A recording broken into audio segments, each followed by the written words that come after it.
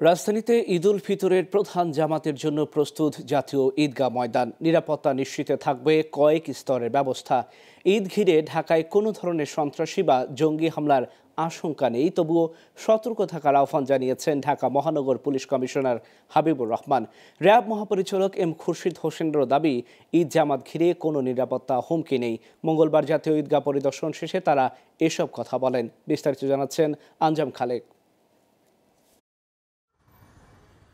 পবিত্র ঈদুল ফিতরের প্রধান জামাতের জন্য প্রস্তুত জাতীয় ঈদগাহ ময়দান। এবছর ২৫,৪০০ বর্গমিটার আয়তনের মূল প্যান্ডেলে একসাথে ৩৫,০০০ মুসল্লি নামাজ আদায় করতে পারবেন। মূল প্যান্ডেলের বাইরেও প্রায় ৫০,০০০ মানুষের নামাজ আদায়ের ব্যবস্থাও করা হয়েছে। ঈদের দিন সকাল ৮:৩০টায় প্রধান জামাত। এছাড়াও ঈদের বেশ কয়েকটি জামাত হবে জাতীয় মসজিদ বাইতুল মোকাররমে। জাতীয় ঈদগাহের শেষ সময়ের প্রস্তুতি ঘুরে দেখে ঢাকা দক্ষিণের মেয়র শেখ ফজলে নূর তাপস জানান, উদযাপন সফল করতে প্রস্তুতির কোনো ঘাটতি রাখা হয়নি। এখানে ৩৫,০০০ মুসল্লির জামাতের ব্যবস্থা করা হয়েছে এবং সকল রকম ব্যবস্থা সুযোগ সুবিধা নিশ্চিত করা হয়েছে।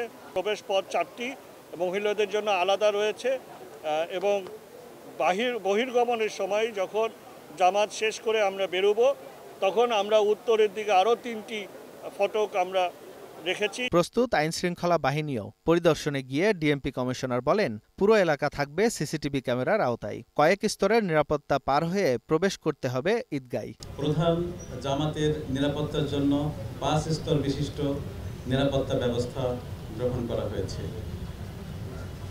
ঈদগাহ এলাকা এবং তার আশপাশ এলাকায় এসবির ইকুইপমেন্ট দ্বারা সুইপিং করা হবে, ডিএমপির ডগ স্কোয়াড দ্বারা সুইপিং করা হবে। কোনো ধরনের জঙ্গি তৎপরতার আগাম খবর এখনো পর্যন্ত আমাদের কাছে নেই। তারপরেও ঢাকা মেট্রোপলিটন পুলিশ সকল বিষয়টি বিবেচনায় রেখে নিরাপত্তা পরিকল্পনা তৈরি করেছে। র্যাবের মহাপরিচালক বলেন, ঈদুল ফিতরের জামাত ঘিরে র্যাবের গোয়েন্দা নজরদারি বাড়ানোর পাশাপাশি স্ট্রাইকিং রিজার্ভ, ফুট ও মোবাইল পেট্রোল, চেকপোস্ট সিসিটিভিতে মনিটর করা হবে।